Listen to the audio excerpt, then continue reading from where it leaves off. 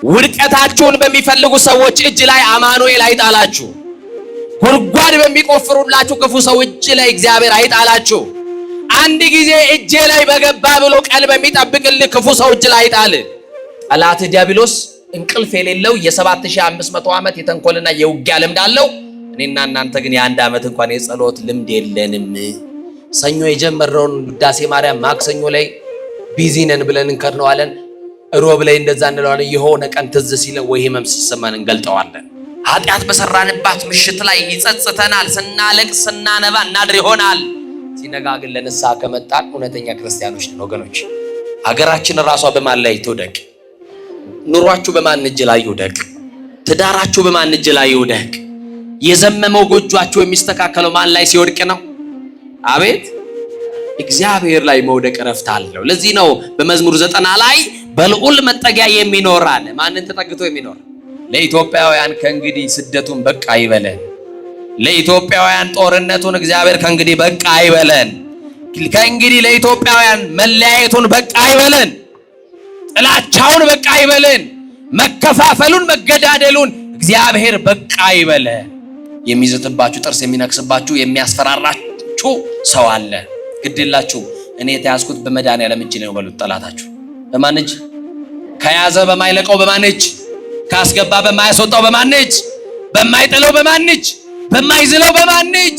እስቲ በእጆቹ ስለተያዛችሁ አመስግኑት መድኃኒዓለም። ዛሬ እኮ ራሳችን በጽድቅ ወንበር ላይ ኮፍሰን እንመለሳለን። ነጭ ለብሰን እንመጣለን፣ ነጭ ለብሰን እንሄዳለን። ውስጣችን ግን እነቆሸሸ ነው። ውስጣችን ግን አልጸዳም። ሐሜት አለ ውስጣችን፣ ጥላቻ አለ ውስጣችን፣ መለያየት አለ ውስጣችን፣ መከፋፈል አለ ውስጣችን፣ ዘረኝነት አለ ውስጣችን፣ ብሔርተኝነት አለ ውስጣችን፣ ጎሰኝነት አለ ውስጣችን። ሰፊ ሀገር ይዘን መንደር ወርደናል። እንዲህ ባለ ቆሻሻ ማንነት ውስጥ ነጭ ያለበሰን ከክብራችን የተነሳ አይደለም። ነጭ ያለበሰን አማኑኤል እንደ ምሕረቱ ብዛት ነው።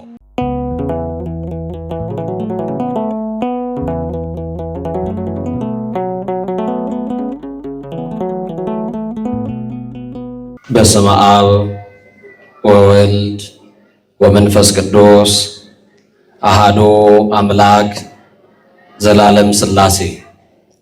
እግዚአብሔር በጌትነቱ ያለ ምስጋና ገንዘብ የሆነ አምላክ ዘመን የማይቆጠርለት ከዘመናት በፊት የነበረ ፍጥረታትን ሁሉ ያለ ድካም የፈጠረ የቸርነቱ ባህረ ሙላት የማይለካ ቅድመ ዓለም የነበረ ሊያዩት የማይቻል ስውር ሊቀርቡት የማይቻል እሳት ሊዳስሱት የማይቻል የኃይል መንፈስ ኃያላን ሊቋቋሙት የማይቻላቸው የማይሾሙት ንጉሥ እንደ ቸርነቱ አባታችን እንደ መለኮትነቱ አምላካችን ፀሐይን በቀን ጨረቃና ከዋክብትን በሌሊት ያሰለጠነ እድሜ ጨመረልን መድኃኔዓለም ዘመን የቀጠለልን መድኃኔዓለም ነጭ ያለበሰን መድኃኔዓለም የሽበትን ክብር ዘውድ አድርጎ በራሳችን ላይ የደፋልን መድኃኔዓለም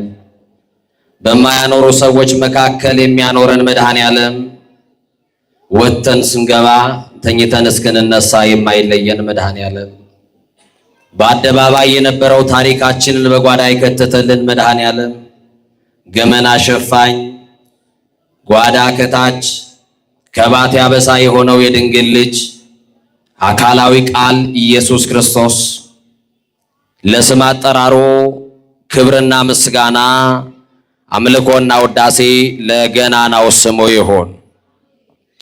እጅግ ተወዳጁ አባታችን ሊቀ ማእምራን መምህር ታረቀኝ አግማሴ እዚህ ታሪካዊ ካቴድራል ዋና አስተዳዳሪ የዚህ መንጋ ጠባቂ የሁላችን አባት ክቡር መምህራችን ሊቀ ማእምራን መምህር መሰረት ድንቆ የዚህ ወንጌል ክፍል ኃላፊ አባቶቼ ካህናት፣ አሃው ዲያቆናት፣ የልዑል እግዚአብሔር ቤተሰቦች የክርስቶስን የመንግስቱን ቃል በዓለም መድረክ የምታስተላልፉ የሚዲያ አካላት ሁላችሁም በወደደንና ባከበረን ደግሞም ባፈቀረን በሰላማችን ራስ በኢየሱስ ክርስቶስ ስም ሰላም እላችኋለሁ።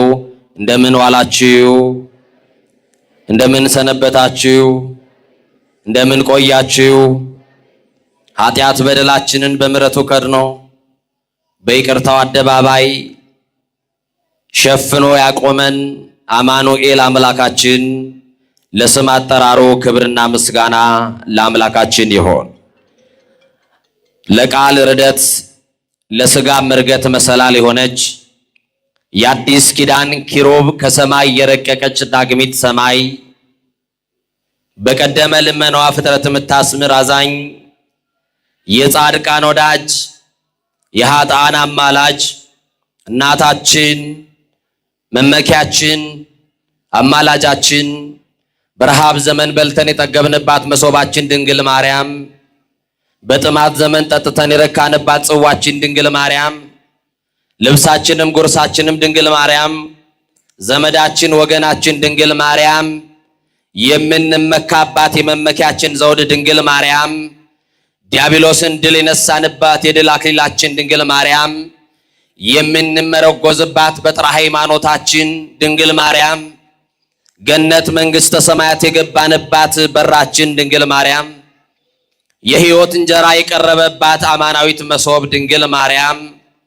ከፍ ከፍ ያልንባት መታያችን ድንግል ማርያም ከሞት ወደ ሕይወት የተሸጋገርንባት ድልድያችን ድንግል ማርያም ከኃጢአት ስጥመት የዳንባት መርከባችን ድንግል ማርያም በመላእክት በደቂቀ አዳም በልዑላኑ በትሑታኑ በሰማይና በምድር ንግሥት ውድስት የሆነች ድንግል ማርያም መርገመ ሥጋ መርገመ ነፍስ የሌለባት ድንግል ማርያም በረከተ ሥጋ በረከተ ነፍስ እያማለደች የምታሰጥ ድንግል ማርያም ሥላሴ ክብር የክብር ክብር ያጎናጸፏት ድንግል ማርያም የሕይወት መሰላል ከመንጸፈ ደይን ወደ ገነት ከሐሳር ወደ ክብር ከጨለማ ወደ ብርሃን የወጣንባት እናታችን አዛኝቷ የመድኃኔ ዓለም እናት የኔና ያንቺ እናት ድንግል ማርያም የጭንቅ አማላጅ እንባችንን ያበሰችልን በጭንቅ ቀናችን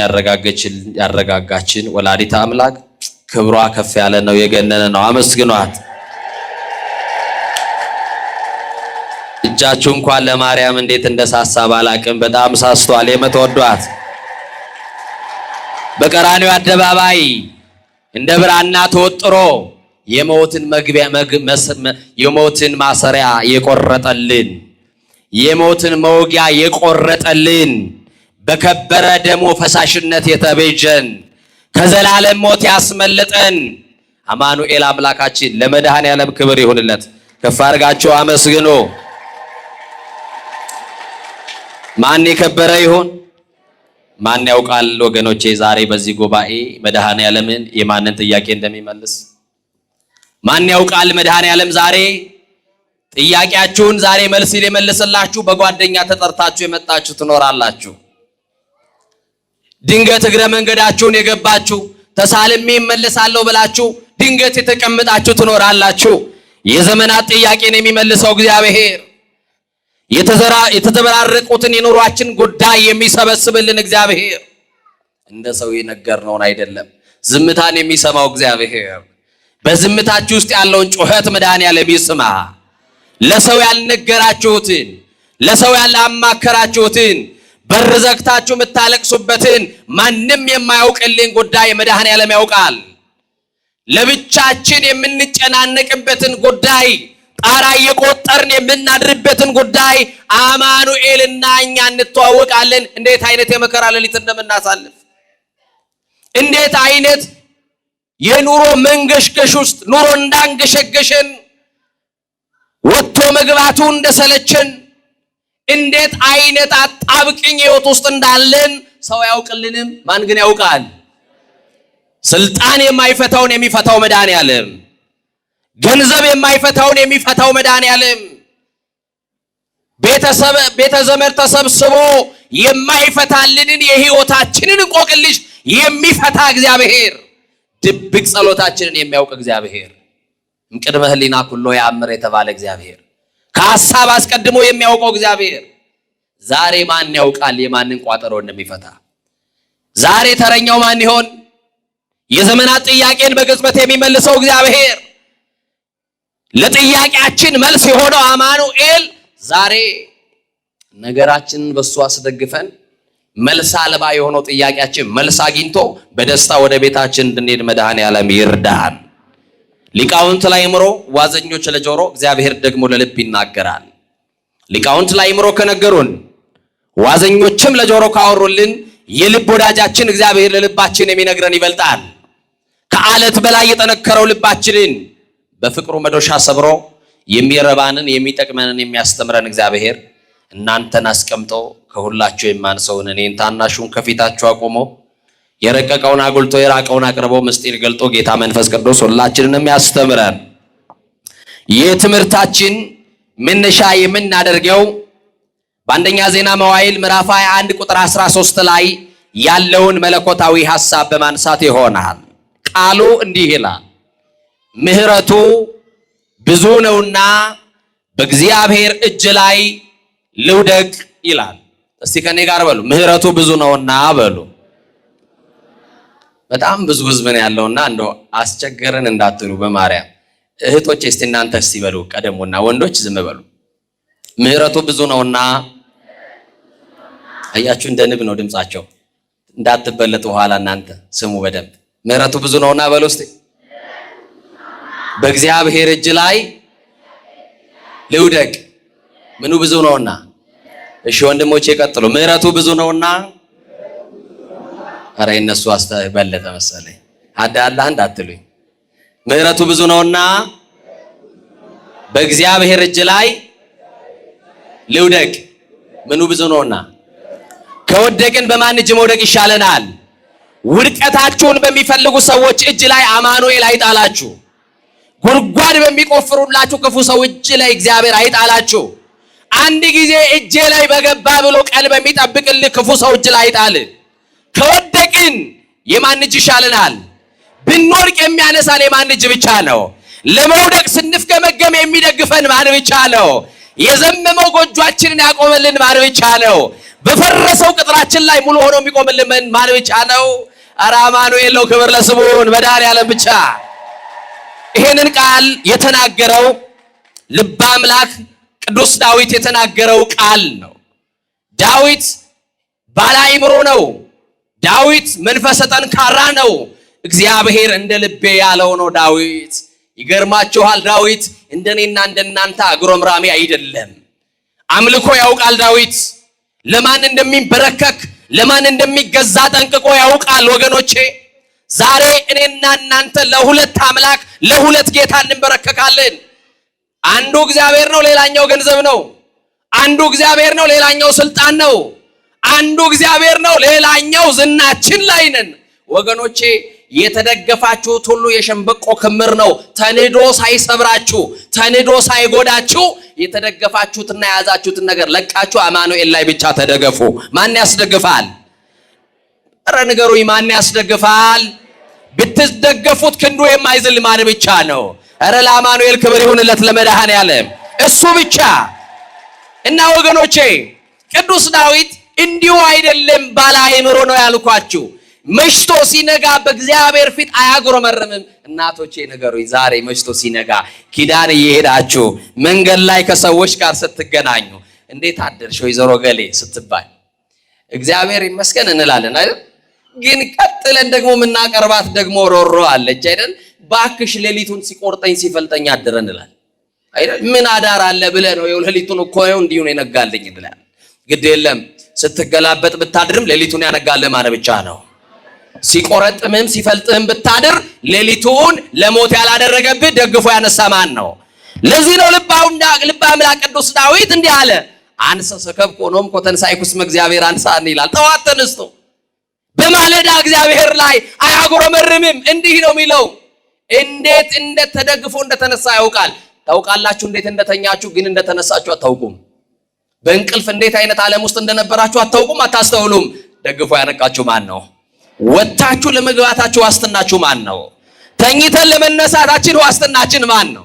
እኛ እኮ እርግጠኛ ነን አይናችንን የምንከድነው አማኑኤል ስላለ ብቻ ነው። እውነት አሰት ዙሪያችንን ካዳመጥነው አይን የማያስከድን ነገር አለ። ግን መድኃኔዓለምን አምነን አይናችንን እንከድናለን። እሱም ደግሞ ታምኖ ሌሊቱን አንግቶ ደግፎ ያነቃናል። ደግፎ ላነቃችሁ ለአማኑኤል ክብር ይሁን። እና ዳዊት አንሰ ሰከብ ሆኖንኩ ወተንሳይኩስ መእግዚአብሔር አንሳኒ፣ እኔ ተኛው እስቲ በሉ አንቀላፋው እግዚአብሔር ደግፎኛልና ነቃው። ስለዚህ ጠዋት ስትነሱ ማጉረምረሙን ተውትና እንዴት አደረግሽ ስትባሉ አንድዬ ደግፎኝ ተነሳው በሉ እስቲ። ደግፎ ያነሳችሁ፣ ደግፎ ያደረሳችሁ፣ ደግፎ የጠበቃችሁ አማኑኤል ክብር ለስሙ ይሁን። መድኃኔዓለም ደግፎ ይበሉ፣ መልአኩ ከልሎ ይበሉ፣ በክንፎቹ ጋርዶ ይበሉ።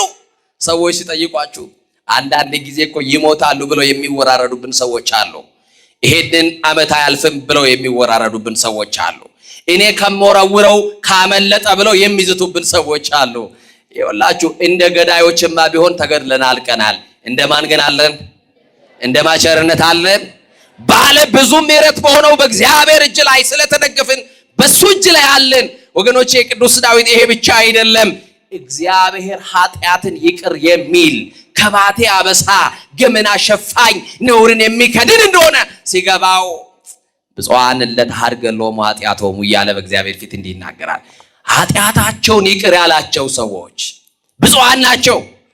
በደላቸውን ያላሰበባቸው ያልቆጠረባቸው ሰዎች ምስጉን ናቸው፣ ብፁዓን ናቸው ይላል። ወገኖች የተሸፍኖልን ነው እዚህ የገባነው። እውነት አሰት እኔ ባይሸፈንልኝ እዚህ አልቆምም። ማምላክ ምስክሬ ስንት ጉድ አለብኝ፣ ስንት ነውር አለብኝ።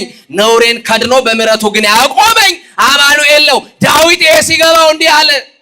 ገና ወደ እግዚአብሔር ቤተ መቅደስ ሲመጣ እኔ ግን አለ በማርያም በሉ እናንተ ድምጻችሁን ከፍ አድርጎ በምሕረት ብዛት ወደ ቤት እገባለሁ። በምን ብዛት? አረ ንገሩኝ፣ በምን ብዛት? ስለዚህ እዚህ ያለነው ምሮን እንጂ መርምሮን አይደለም። ክብር ለስሙ ይሁን። ምሕረት የተደረገልንን ይቅር የተባልንን ኃጢአታችን የተከደነልን ሰዎች ነን። ዳዊት ይሄ ብቻ አይደለም። ዳዊትን ጥያቄ ብትጠይቁት ለአንተ ትልቅ ምንድነው ተብሎ ቢጠየቅ የዳዊት መልስ ይገርመኛል። አሁን ለአንቺ ትልቅ ምንድነው ብዬ ብጠይቅሽ ለአንተ ትልቅ በዚህ ምድር ላይ ምንድነው ብል በጣም ብዙ ነገሮች ልትደረድሩልኝ ትችላላችሁ። ቅዱስ ዳዊት ግን መዝሙር 48 ላይ አብይ እግዚአብሔር ይላል። እግዚአብሔር ትልቅ ነው ይላል። እስቲ እግዚአብሔር ትልቅ ነው በሉ ወገኖች። ከኑሯችን መግዘፍ በላይ እግዚአብሔር ምንድነው? አዎ በኑሮ ያለው ውጣ ውረድ ኑሯችንማ የተራራን ያክል ገዝፎ እየታየ መከራችን የተራራን ያክል ገዝፎ ታይቶን መውጣት የማንችለው ተራራ ከፊት ለፊታችን ይደቀናል። ከተራራው በላይ ግን እግዚአብሔር ምንድነው?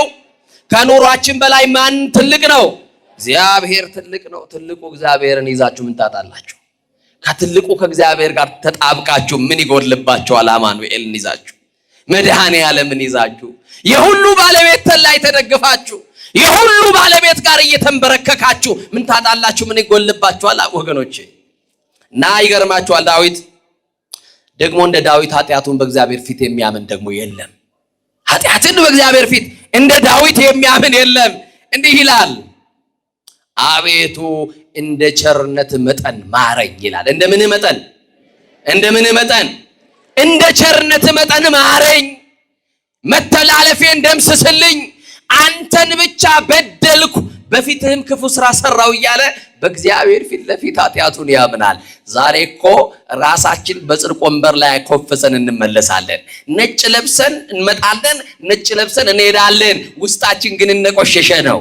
ውስጣችን ግን አልጸዳም። ሐሜት አለ ውስጣችን፣ ጥላቻ አለ ውስጣችን፣ መለያየት አለ ውስጣችን፣ መከፋፈል አለ ውስጣችን፣ ዘረኝነት አለ ውስጣችን፣ ብሔርተኝነት አለ ውስጣችን፣ ጎሰኝነት አለ ውስጣችን። ሰፊ ሀገር ይዘን መንደር ወርደናል። እንዲህ ባለ ቆሻሻ ማንነት ውስጥ ነጭ ያለበሰን ከክብራችን የተነሳ አይደለም። ነጭ ያለበሰን አማኑኤል እንደ ምሕረቱ ብዛት ነው። አማኑኤል ሸፍኖልን ነው። መድኃኔዓለም ከድኖልን ነው እንጂማ ስራችን በእግዚአብሔር ፊት ቢገለጥ መስህ ኃጢአትን ትታቀብ እግዚኦ እግዚኦ መኑ ይቀውም ቅድሜከ አይደል ያለው። ኃጢአትን ብትጠባበቅ በፊት ማን ይቆማል እኮ ነው ያለው። እግዚአብሔር ኃጢአታችንን ቢቆጥርብን ኖሮ በእግዚአብሔር ፊት ባለሞገስ ሆኖ የሚቆም ማንም የለም። ተሸፍኖልን ግን ቆመናል። ይህንን ነገር እንዳትረሱ ወገኖቼ። የሰማችሁኝ ነው? ተሸፍኖልን የቆም ነው። ይገርማችኋል። አንዳንድ ጊዜ እግዚአብሔር ይቅር ያለን ሰዎች ነን። እየሰማችሁኝ ነው? ዛሬ መድኃኔዓለምን የምናገለግለው ይቅርታውን ስለምናውቅ ነው። ብዙ በደላችን ስለተተወልን ነው። ብዙ ኃጢአታችን ስለተሰረዘልን ነው። እንደ ምሕረቱ ብዛት በምሕረቱ ብዛት ስለተጎበኘን ነው። ባለ ብዙ ምሕረት በሆነው በአማኑኤል ስለተጎበኘን ነው። አንዳንድ ሰዎች በድፍረት አባትነታችንና ክህነታችንን ይረሱና በውስጥ መስመር ይጽፉልናል። እየሰማችሁኝ ነው? በጣም ነውር የሆኑ ነገሮች ፕሮፋይላቸው ሲታይ የእመቤታችን ስዕል አለው። ፕሮፋይላቸው ሲባል የኢትዮጵያ ኦርቶዶክስ ተዋሕዶ ቤተክርስቲያን አርማ አለው። ወገኖቼ ራዕየ ዮሐንስ ላይ እንዲህ ይላል። የሰማችሁኝ ነው? ዲያብሎስም ይላል የስድብ አፍ ተሰጠው። ክርስቲያን የሚሳደብበት አፍና ልሳን አልተሰጠው። የሰማችሁኝ ነው? እንደው ጊዜው እስቲ ቢሰጠን እንደው የሰው ኃጢአት ለመቁጠር በቂ ነው። ያውን ያለን ቀሪ ሂሳብ ቀሪ እድሜያችን የሰው የምናወራበት ይሆን? ስለ ራሳችን ኃጢአት የምናለቅስበት ነው ወገኖች። ግድ የላችሁ። እኛን በድል ይሆናል፣ እኛን እናጠፋ ይሆናል፣ እኛን ደክም ይሆናል። ግን ሁሉ ስለ ራሱ ቢያለቅስ ጥሩ ነው። እየሰማችሁ ነው? ቅዱስ መጽሐፍ የሚናገረው አንዱ የአንዱን ሸክም ይሸከም ይላል። የሰማችሁ ነው? እግዚአብሔር በደላችን ስላልቆጠረ ነው። ሌላው ቅዱስ ዳዊት ህመም ሲሰማው እንዲህ ብሎ ይጸልያል። እስቲ ህመም ሲሰማችሁ ምን ብላችሁ የምትጸልዩ? እሰይ የኔ እናት ምን አሉ እናታችን? የሰማችሁ ንገሩኝ። አቤት ተሳለኒ እግዚኦ ተሳለኒ ይላል ቅዱስ ዳዊት። ማረኝ አቤቱ ማረኝ ይላል። እስቲ ሁላችሁ ማረኝ በሉ። አቤቱ ማረን በሉት። በቃ ይሄ እኮ ትልቅ ጸሎት ነው። አልጋ ያላዝን በሽተኞች ነን፣ መድኃኔዓለም ይማረን እና ማረኝ እያለ በእግዚአብሔር ፊት የሚጸልየው ልበ አምላክ እንደ ልቤ የተባለው ቅዱስ ዳዊት እግዚአብሔርን አሳዘነው ይላል። ማንን አሳዘነው? ወገኖቼ ወዳጃችሁን ስታሳዝኑ፣ ወንድማችሁን ስታሳዝኑ ምናልባት አባቶቻችሁን ይዛችሁ ወንድሜን በድያለሁ፣ አሳዝኛለሁ፣ ይቅር ባብሉኝ፣ አስታርቁኝ፣ ሸምግሉኝ ትሎ ይሆናል። ከመድኃኔዓለም ብትጣሉ ግን ወዴት ነው የምትሄዱት? መሄጃለን። ዳዊት ኃጢአት ሰራ፣ እግዚአብሔርን አሳዘነው። ምንድነው ዳዊት የሰራው ኃጢአት ካላችሁ በተነሳንበት የትምህርት ክፍል አንደኛ ዜና መዋዕል ምዕራፍ 21 ቁጥር 1 ጀምረን እናነባለን። እንዲህ ብሎ ይጀምራል። እኔ ጋር ናችሁ?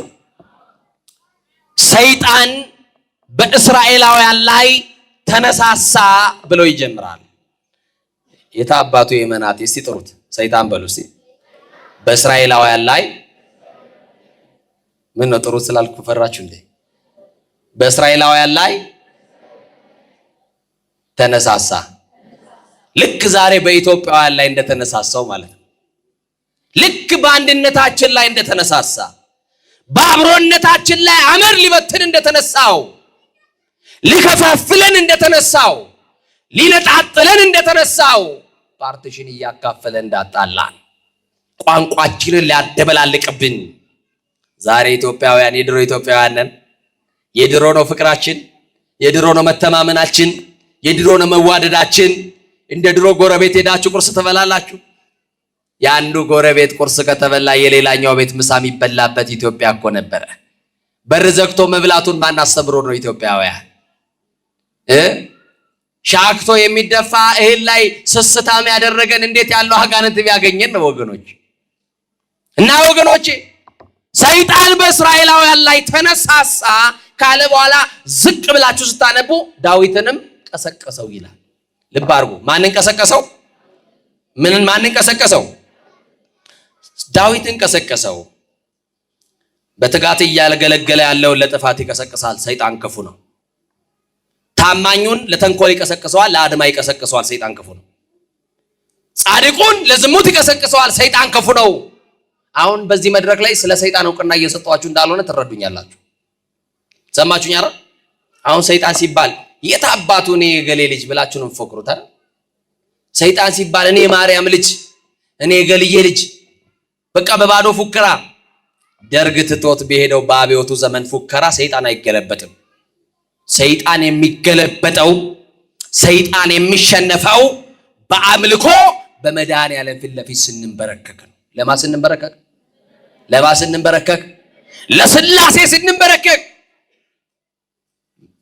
አያችሁ እንደ ተጻፈው እንደ እግዚአብሔር ቃል መኖር ያልቻለ ሰው ታዲያ ሰይጣን ላይ ምን ፉከራ ቢያወጣበት?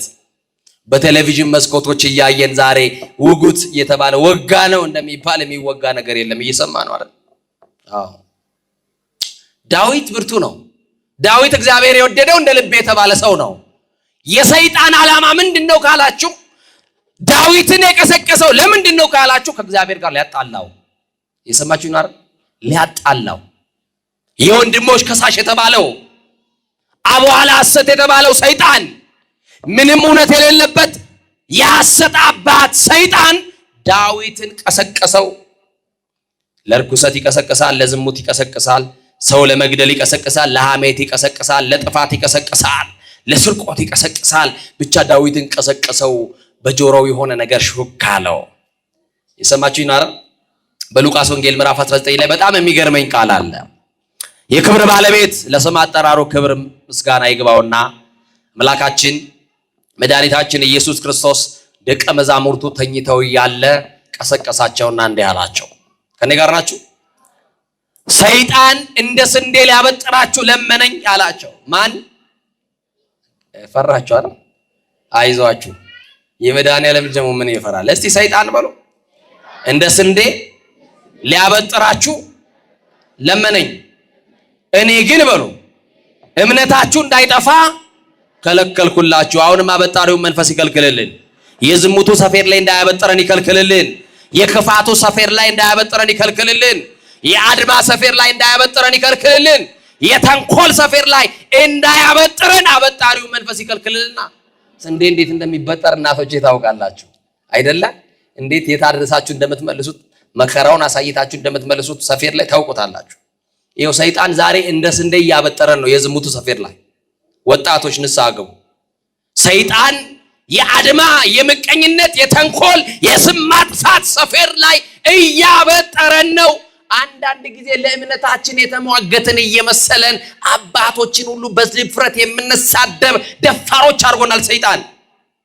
ለቤተ ክርስቲያን የተቆረቆርን እየመሰለን ግን አይምሰላችሁ፣ ቤተ ክርስቲያንን እያፈረስናት ያለነው እኛው ነን። ለቤተ ክርስቲያን ጠላት እኛ ነን የሆነው።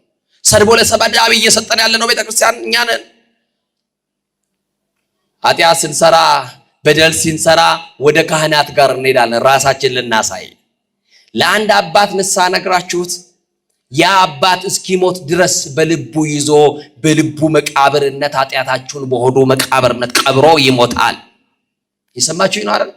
አንድ ቀን የሆነ ነገር ቢገኝብን ግን አይ እንዴት እንደምታረጉን በአደባባይ እንዴት እንደምትሰቅሉን።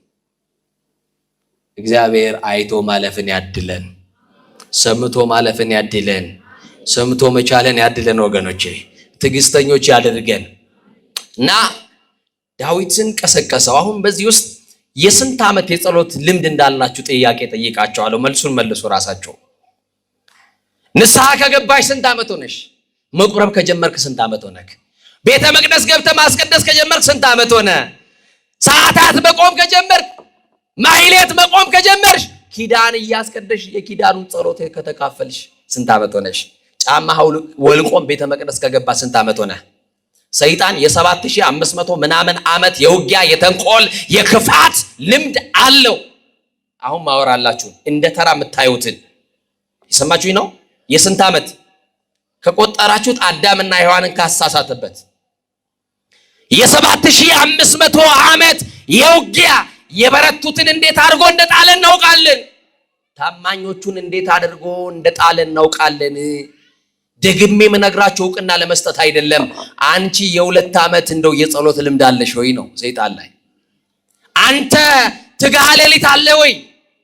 ሌሊት ተነስተ መጸለይ ጀምረሃል ወይ? ውዳሴ ማርያሙን ገልጣችሁ የዕለት ውዳሴ ማርያም እናደርሳለን ወይ? በእግዚአብሔር ፊት ለፊት ኃጢአታችንን እያሰብን ነገረ መስቀሉን እያሰብን እናለቅሳለን ወይ? አያችሁ ክስረታችን ወገኖቼ። ጠላት ዲያብሎስ እንቅልፍ የሌለው የ7500 ዓመት የተንኮልና የውጊያ ልምድ አለው። እኔና እናንተ ግን የአንድ ዓመት እንኳን የጸሎት ልምድ የለንም። ሰኞ የጀመረውን ውዳሴ ማርያም ማክሰኞ ላይ ቢዚ ነን ብለን እንከርነዋለን። ሮብ ላይ እንደዛ እንለዋለን። የሆነ ቀን ትዝ ሲለን ወይ ህመም ሲሰማን እንገልጠዋለን። አያችሁ፣ ጠላታችን ዲያብሎስ ግን ቀንና ሌሊት እኛና እናንተን ከእግዚአብሔር ጋር ሊለያይ ይሰራል። ስለዚህ ነቅተን የምንጸልይበት ጊዜ ነው። እግዚአብሔር የሚያነቃቃው መንፈስ ለሁላችን ያደርጋል። ስለዚህ በአጭሩ የጸሎት ልምድ ከሌለን፣ የስግደት ልምድ ከሌለን፣ የምጽዋት ልምድ ከሌለን፣ በቅድስና ማንመላለስ ከሆነ ስመ ክርስትና እንጂ ሕይወተ ክርስትና የለንም ማለት ነው። ገብረ ማርያም እህተ ማርያም ተብለነዋል፣ ስሙን ይዘነዋል። ሕይወተ ክርስትና ግን የለንም። አያችሁ፣ ክርስትና በየበዓላት ጊዜ ለብሰን ኋላ ሳጥን የምንቆልፍበት የክት ልብስ አይደለም። ሁል ጊዜ የምናጌጥበት የሕይወት ልብስ ነው። ክርስትና ከዳኑ በኋላ የሚሞቱት ሞት አይደለም፣ ከሞት በኋላ የሚኖሩት ሕይወት ነው። ዳዊትን እንዲያርጎ ቀሰቀሰው። ይህ ሕዝብ እኮ ያንተ ነው ብሎ ነገረው። ወገኖቼ እናንተ የማን ናችሁ? እናንተ የማን ናችሁ? በእጁ ያበጃጀን ማን ነው? እኛ የማን የእጁ ስራዎች ነን? እኛ የእግዚአብሔር ሸክላዎች ከሆንን በእኔና በእናንተ ሰውነት የሚያዝ መድኃኔዓለም ብቻ ነው። እውነት አስብ፣ እውነት አስብ። ሰይጣን ክፋቱን አያችሁ። ያንተ እኮ ህዝብ ነው አለውና ቁጠረው፣ ስንት ህዝብ እንደምትመራ ስንት ህዝብ እንደምታስተዳድርማ ማወቅ አለብህ ብሎ ስታቲስቲክስ ታውቃላችሁ አይደል? የመጀመሪያውን ቆጠራ ሰይጣን ነገረው። ዳዊት ተነሳና ከዳን እስከ ቤርሳቤ ያለ ህዝብ ይቆጠርልኝ አለ። ዳዊትን የቀሰቀሰው ግን ማን ነው? መልሱልኛ። ሰይጣን። ከዛ ከዳን እስከ ቤርሳቤ ያለው ህዝብ ይቆጠር ብሎ አለ። ንጉስ ነው። ንጉስ አይከሰስ ሰማይ አይታረስ ይባላል አይደለም? እሱ አባባል ነው። ንጉስም በጥፋቱ ይከሰሳል፣ ሰማይም በመብረቅ ይታረሳል። እና ትእዛዝ ተቀበሉ። በአራት አቅጣጫ ቆጠራ ተጀመረ። በጣም የሚገርም ነው። 1,100,000 ህዝብ ሰዎች ከእስራኤል ተቆጠሩ። ስንት ሰው? 1,100,000 ሰዎች ከእስራኤል ተቆጠሩ። ስንት ህዝብ? ከይሁዳ ደግሞ 470,000 ሰዎች ተቆጠሩ። ከየት? ከይሁዳ። እና የይሁዳንና የሌዊና የብንያም ነገር ሳይቆጠሩ ቁጥሩ ይሄ ነው ብለው ለዳዊት ሄዱና አስታወቁት። ከዛ ዳዊት ንጉስ ነው። ስንት ደንገጡር እንዳለው፣ ስንት ወንድ፣ ስንት ሴት፣ ስንት ሕፃን በሀገሩ እንዳለው ቁጥሩን ያውቃል። ይህንን ያክል ህዝብ እኮ ሰፍሬ የማበላ የማጠጣ ነኝ ሊል ነው። ቅዱስ ወንጌል ደግሞ እንደዚህ ይላል፣ የእናንተስ የራሳችሁ ፀጉር ሳይቀር ተቆጥሯል ይላል። የሰማችሁ ይናል። ንጉስ ዳዊት በቁጥር በአሃዝ 1 2 3 ብሎ ነው ያስቆጠራቸው። የፈጠረን እግዚአብሔር ደግሞ የራሳችን ፀጉር ሳይቀር ምን ብሎታል? ቆጥሮታል። እና በዚህ የተነሳ በዛ የነበረ አስተዋይ ሰው በቤተ መንግስት ውስጥ ነበረና ያደረገው ትክክል እንዳልሆነ፣ ዳዊት እንዳጠፋ፣ መቁጠር እንዳልነበረበት እንዲህ አለውና ንጉስ ዳዊት ቁጥሩን ነግረናል፣ ግን ልክ አይደለም፣ መቁጠር አልነበረብህም። ይሄ ህዝብ እኮ የእግዚአብሔር እንጂ ያንተ አይደለም አለው። የማን ነው አለው? ይሄ ህዝብ የማን ነው አለው? የእግዚአብሔር ነው። ሰሪ አለው፣ ፈጣሪ አለው፣ ባለቤት አለው። አንተ ምን ቤት ነህ? አንተን የሾመህ እኮ እግዚአብሔር ነው አለው። ማን ነው የሚሾም? ማን ነው የሚሽርስ? ማን ነው የሚያከብር? ማን ነው የሚያዋርድስ? ማን ነው ባለጠጋ የሚያደርግ? ማን ነው ድሃስ የሚያደርግ? ማን ነው የሚያወጣ የሚያወርድ የሚያስገባ የሚያስወጣ? ማን ነው የሚገድል የሚያድን? ማን ብቻ ነው? እግዚአብሔር ነው። ስለዚህ ልክ አይደለም ሲለው ዳዊት ወደ ልቡ ተመለሰ። ወደ ልባችን እንድንመለስ እግዚአብሔር መንፈስ ቅዱስ ይርዳል። እግዚአብሔርን አሳዝኘዋለሁ፣ እጅግ ተጨንቄያለሁ አለ። እስቲ በሉ እጅግ ተጨንቄያለሁ በሉ። የምንጨነቅበት ጭንቀት ይለያያል እንጂ ዛሬ በህይወታችን ውስጥ ጭንቀቶች አሉ። የማይጨነቅ ሰው የለም። ትምህርት የተማረው ስራ በማጣት ይጨነቃል። ትምህርት ደግሞ ያልጨረሰው ደግሞ ነገ ስለማለፍ ስላለማለፍ ከዩኒቨርሲቲ ግራጁዌት ስለማድረግ ኤግዚት ኤግዛም የሚባል ፈተና ያስጨንቃችኋል አይደል? ተማሪዎች ገና ዩኒቨርሲቲ ያላችሁ ተመርቄ እወጣለሁ ወይ? ይሄ ሁሉ ራሱ ጭንቀት ነው። ተማሪው ይጨነቃል፣ አስተማሪው ይጨነቃል፣ ወላጅ ይጨነቃል፣ ልጆች ይጨነቃሉ። የምንጨነቅበት ጭንቀት ይለያያል እንጂ በእያንዳንዳችን ቤት ጭንቀት አለ። አያችሁ? የዳዊት ጭንቀት ደግሞ እግዚአብሔርን በመበደሉ ነው። ብዙዎቻችን ስለ ኑሯችን ነው የምንጨነቀው። ብዙዎቻችን ስለ ጤፍ፣ ስለ ሽሮ፣ ስለ በርበሬ ነው የምንጨነቀው። ኃጢአት በመስራታችን የምንጨነቅ ጥቂቶች ነን። በደል በመስራታችን ከእግዚአብሔር ጋር ያለን ግንኙነት በመቋረጡ የምንጨነቅ ጥቂት ነን። አያችሁ? የዳዊት ጭንቀት እግዚአብሔርን በድየዋለሁ ብሎ እጅግ ተጨንቄያለሁ አለ። እግዚአብሔር ደግሞ እንዲያደረገ ጋድ የተባለ ነብይ አስነሳና ወደ ዳዊት ላከ ይላል። ለሕዝብ ያለቃ ለዳዊት እንዲህ ብለህ ንገረው፣ በድለኸኛል በለው አለው። እስቲ ምን ብለኸኛል? ምን ብለኸኛል? በድለኸኛል። ሕዝቡን ለምን ቆጠርክ? ሳኦል በፊቴ ያደረገውን ታውቃለህ። አንተስ እንዴት ታሳዝነኛለህ ብለህ ንገረው። አደርግብህ ዘንድ የቱን ትሻለህ ብለህ ንገረው አለው። ያ ነብይ ከዋሻው ወጥቶ ወደ ዳዊት ሲመጣ እግዚአብሔር ለነብዩ ለጋድ የተናገረው ነገር እንዳለ አስተዋለ። እግዚአብሔርን በድያለሁና ወዮልኝ ብሎ ዳዊት አዘነ። ግዴላችሁ ኃጢአት በሰራችሁበት ሌሊት ስታለቅሱ ታድራላችሁ፣ ሲነጋ ግን መጣችሁ ንስሐ የምትገባላችሁ ወይ? ኃጢአት በሰራንባት ምሽት ላይ ይጸጽተናል፣ ስናለቅስ ስናነባ እናድር ይሆናል። ሲነጋ ግን ለንስሐ ከመጣን እውነተኛ ክርስቲያኖች ነን ወገኖች። እና ጋድ መጣ። ንጉሥ ሆይ እግዚአብሔር ወደ አንተ ልኮኛል፣ እጅግ ተቆጥቷል፣ እግዚአብሔር በድለኸኛል ብሏል። አደርግብህ ዘንድ 3 ነገር በከተማህ አመጣለሁ፣ የቱን ትሻለህ? ከ3ቱ አንዱን ምረጥ አለው እግዚአብሔር። ዳዊት ምንድነው እግዚአብሔር የሚያደርግብኝ ብሎ የጋድን ንግግር ጠበቀ። የ3 ዓመት ረሃብ በሀገር ላይ አመጣለሁ፣ ይህንን ማትመርጥ ከሆነ የ3 ዓመት የጠላት ሰይፍ አመጣለሁ፣ ይህንንም ማትመርጥ ከሆነ የ3 ዓመት ጽኑ ቸነፈር በሽታ ሰድብሃለሁ።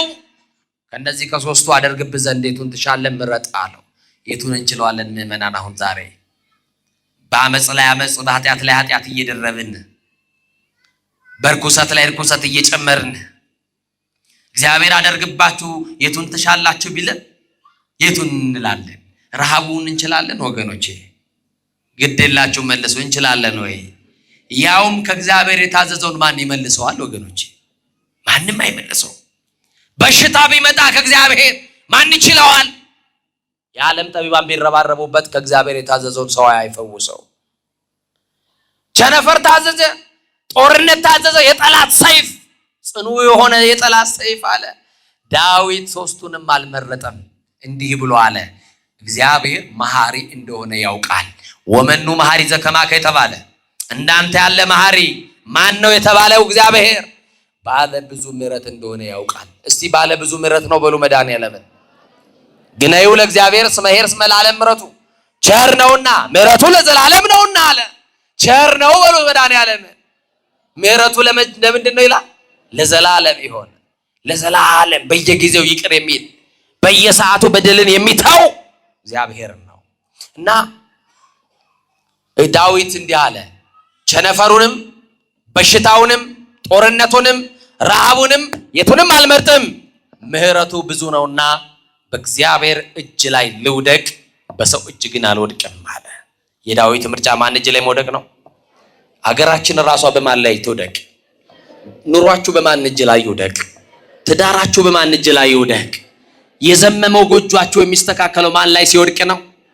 አቤት እግዚአብሔር ላይ መውደቅ ረፍት አለው። ለዚህ ነው በመዝሙር 90 ላይ በልዑል መጠጊያ የሚኖር አለ። ማንን ተጠግቶ የሚኖር? በልዑል መጠጊያ የሚኖር ሁሉን በሚችል አምላክ ጥላ ውስጥ ያድራል። እግዚአብሔርን አንተ መተማመኛዬ እለዋለሁ አለ እኮ። መተማመኛችሁ ማን ነው? ወጥቶ ለመግባታችሁ እኮ ዋስትና የላችሁም። ዋስትናችን ማን ነው? ተኝተን ለመነሳታችን ዋስትናችን ማን ነው? ስለዚህ ዳዊት በአውደ ኦርና መስዋዕት ሰዋ፣ አለቀሰ። እግዚአብሔር ሆይ እባክህን ፊትህን መልስልኝ፣ ይቅርታ ፈጥኖ ይደረግልኝ፣ በድያለሁ አሳዝኛለሁ አለና ወደ እግዚአብሔር ሲያለቅስ ከተማዋን ሊያጠፋ የታዘዘ ሰይፈ መዓቱን መዞ የነበረ ለጥፋት የተላከ መልአክ ነበረ ይላል። ያ መልአክ በአንድ ቀን በአንድ ሌሊት 70,000 እስራኤላውያን በተኝነት ሞተው አድረዋል። በዳዊት በደል የተነሳ ስንት ሺህ ሰዎች? 70,000 እስራኤላውያን። ቀባሪ ጠፋ፣ ሁሉ ቤት ሐዘን ሆነ። ዛሬ ከሁሉ ቤት ለቅሶ አለ፣ ሁሉ መንደር ሐዘን አለ፣ ግን ለቅሶ ደራሽ የለም፣ አጽናኝ ግን የለም። እና ዳዊት በእኔ ኃጢአት የተነሳ ሕዝቤ እንዳያልቅ እግዚአብሔር ሆይ በድያለሁና ፊትህን መልስ ብሎ ለእግዚአብሔር ጮኸ። እግዚአብሔርም የምህረት ፊቱን መለሰ። የምህረት ፊቱን ይመልስልህ። የምህረት ፊቱን መለሰ። ሰይፈ መዓቱን መዞ የነበረውን መልአክ እንዲህ አለው፣ ከእንግዲህ በቃ አለው። ለኢትዮጵያውያን ከእንግዲህ ስደቱን በቃ ይበለን። ለኢትዮጵያውያን ጦርነቱን እግዚአብሔር ከእንግዲህ በቃ ይበለን። ከእንግዲህ ለኢትዮጵያውያን መለያየቱን በቃ ይበለን። ጥላቻውን በቃ ይበለን። መከፋፈሉን መገዳደሉን እግዚአብሔር በቃ ይበለን። ከእንግዲህ በቃ ሰይፌን ወደ ሰገባው መልሰው፣ ለዳዊት ምህረት አድርጌለታለሁ ባለ ብዙ ምህረት መሆኔን አምኖ። በነገራችን ላይ አንድ አባት እንዲህ ብሎ ይጽፋሉ፣ የሰው ልጅ የእግዚአብሔር የምህረቱ ጥገኛ ነው ይላሉ። እስቲ የምህረቱ ጥገኞች ነን በሉ። አሁን የተጠጋ ነው ምኑን ነው? ምህረቱን ነው። ጠዋት በነበረኝ አገልግሎት ተናግሬያለሁ። ምናልባት ደግሜ ብናገረው ደስ ይለኛል።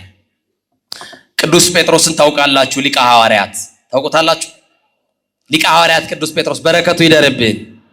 ያ የመንግስተ ሰማያት መክፈቻ የተሰጠው ቅዱስ ጴጥሮስ እና ቅዱስ ጴጥሮስ እንዲህ ለኢየሱስ ክርስቶስ አንድ ቀን በጣም ችኩል ስለነበረ ጥያቄ ጠየቀው። ቅዱስ ጴጥሮስ ጌታ ሆይ ንጉስ እንደሆንክ አውቃለሁ። አማኑኤል ንጉስ ነው አይደለም? መድኃኒዓለም ንጉስ ነው አይደለም? ኢየሱስ ንጉስ ነው አይደለም? ክርስቶስ ንጉስ ነው አይደለም? ነው።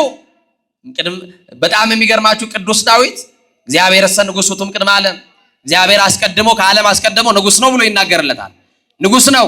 በእጅ ብልጫ ያልተሾመ ንጉስ፣ በጭብጨባ ያልተሾመ ንጉስ፣ ሰማይና ምድር ሳይዘረጋ የነበረ ንጉስ፣ ይሄን የሚታየውና የማይታየውን ዓለም አሳልፎ በንግስና ማማ ለብቻው የሚቀመጥ ንጉስ አማኑኤል ነው፣ መድኃኒዓለም ነው።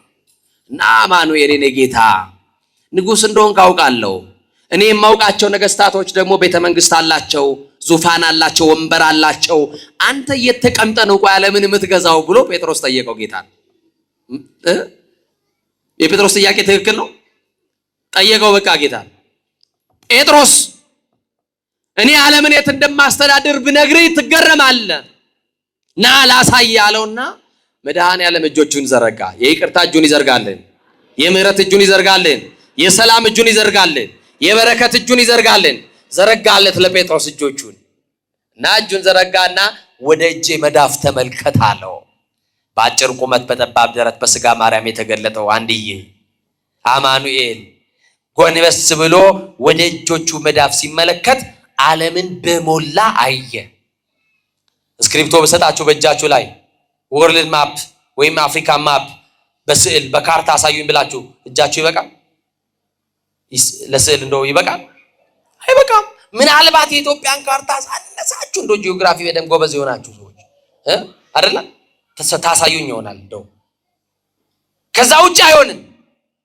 መድኃኒዓለም ለጴጥሮስ ሲያሳይ በቃል አይደለም፣ ዓለምን በመሃል እጁ አድርጎ አሳየው። ያውም የዓለም ሕዝብ ለመድኃኒዓለም ግማሽና አልሞላም። የሰማችሁ ነው። ለካ ሲሰፍረን እንዲያርጎ ይጨበጠናል። አያችሁ፣ አንዳንድ ቀን እያመጽንበት እምቢ እንላለን። የጨበጠን ቀን ግን እፍኛን ሆነ እና ጴጥሮስ ተገረመ። ወይኔ መድኃኒዓለም፣ ወይኔ ኢየሱስ የኔ ጌታ፣ ሳላውቅ አብሬ ከዋልክበት ውላለሁ፣ ካደርክበት አድራለሁ። ዓለምንማ እንደ እንቁላል ተንከባክበ በእጅ እንደያዝክ መቼ አወቅኩኝ። የተያዛችሁት በመድኃኒዓለም እጅ ላይ ነው፣ እንዳትፈሩ። የሚዝትባችሁ ጥርስ የሚነክስባችሁ የሚያስፈራራችሁ ሰው አለ። ግድላችሁ እኔ የተያዝኩት በመድኃኒዓለም እጅ ላይ ነው በሉት። ጠላታችሁ በማን እጅ? ከያዘ በማይለቀው በማን እጅ? ካስገባ በማያስወጣው በማን እጅ? በማይጥለው በማን እጅ? በማይዝለው በማን እጅ? እስቲ በእጆቹ ስለተያዛችሁ አመስግኑት መድኃኒዓለም። በመድኃኒዓለም እጅ እና መድኃኒዓለም ለካ በእጄ ነው እንደ እንቁላል የተያዘ ነው ብሎ ጴጥሮስ ጠየቀው። አዎ እንግዲህ እንዳየው ነው ዓለም ሲለው እባክህ አንድ ቀን ዓለምን ላስተዳድር ስጠኝ አለው። የሆነለት ይሆን? እንደው አንድ ቀን ቢሰጠው ጴጥሮስ ምን ሊያደርገን ይችል ይሆን? በዛ ላይ ችኩል ነው ብያቸዋለሁ። እንደው ለእናንተ ከኛ መካከል ለአንዳችን አንድ ቀን ቢሰጠን እንደው እቺን ዓለም አንድ ቀን ገልብጠናት ነው የምናድረው እና እንኳን ዓለምን ቀበሌ ቢሰጠን ምን እንደምናደርገው እኮ እናውቃለን አይደለ? እና ይገርማችኋል ወገኖቼ፣ ጴጥሮስ ዓለምን ላስተዳድር ስጠኝ አልከኝ? አዎ የሸክላ ብርጭቆ ውስጥ ውሃ ሞልተህ ሂድና ና አለው። ጴጥሮስ ደስ አለው። ዓለምን ለአንድ ቀን ልገዛ ነው ውሃውን ካመጣው በኋላ ብሎ ወንዝ ወረደና ውሃ ቀርቶ መጣ። ምን ሊገዛ ምን ሊሰጠው በእጁ ዓለም። ከዛ በኋላ ደስ ብሎት ጌታዬ ይሄውና አምጥቻለሁ በል ስጠኝ አለው። ኢየሱስ ቀጠለና እንዲህ አለው፣ በል ጴጥሮስ ጠጣው አለው። ምን በለው? ውሃ ጠማኝ ብሎታል። በቃ ስጠጣው ነው የሚሰጠኝ ብሎ ጠበቀና ጴጥሮስ ቸኩሎ ሊጠጣ አፉ ላይ ሲያስቀምጥ እፍ አለበት መድኃኒዓለም። ጴጥሮስ አንቀላፋ። ምን አለ? አንቀላፋ። ከእጁ የነበረው የሸክላ ብርጭቆ አመለጠውና ወደቀ። ሸክላ ብርጭቆ ከመሬት ሲወርቅ ድምፅ አለው። ከሽ የሚለው ድምፅ ከእንቅልፉ አነቃው። ጴጥሮስ ሲነቃ ውሃውን ጠጥቶታል። አየህ ጴጥሮስ አለው፣ እኔ ዓለምን የማስተዳድረው ስለማላንቀላፋ ነው። ላንተም አንድ ቀን ብሰጥ በእንቅልፍ ገልብጣ አታድር ነበረ አለው። ያልጠፋ ነው ከምሕረቱ የተነሳ ነው ብላችሁ አመስግኖት። ምሕረቱ ብዙ ነውና በእግዚአብሔር እጅ ላይ ምን ልበል ልውደቅ። ስለዚህ ከወደቅን በማን እጅ ላይ እንውደቅ? ነገሮቻችሁን ሁሉ የምትጨነቁበትን የምትተክዙበትን ለብቻችሁ የምትቆዝሙበትን ጉዳያችሁን ሁሉ ለመድኃኒዓለም ስጡ። እሱ ችግራችሁን ያቀላል። ትከሻችሁ ላይ ያለውን ቀንበር ሊያነሳላችሁ የታመነ ነው። አርዑት ሰናይ ወጾር ቀሊል ውእቱ ኢየሱስ ክርስቶስ። እሱ ቀላል ሸክም የለዘበ ቀንበር ተብሏልና ቀንበራችሁ ሊሰብር ሸክማችሁን ሊካፈልላችሁ የወደደ እናንተ ደካሞች ሸክም የከበደባችሁ ወደ እኔ ኑ እኔ ደግሞ አሳርፋችኋለሁ ብሏልና ባለ ብዙ ምሕረት ከሆነው ከመድኃኒዓለም ጋር ተጣብቀን እረፍት እንድናገኝ እንደተጻፈው እንደ እግዚአብሔር ቃል ኖረን የበደልን ክሰን የቀማን መልሰን የተጣላን ታርቀን ንስሐ ገብተን የጌታችን የመድኃኒታችን የኢየሱስ ክርስቶስ ቅዱስ ሥጋው ክቡር ደሙን ተቀብለን መንግስቱ እንድንወርስ ሥላሴ በቸርነቱ ይርዳን።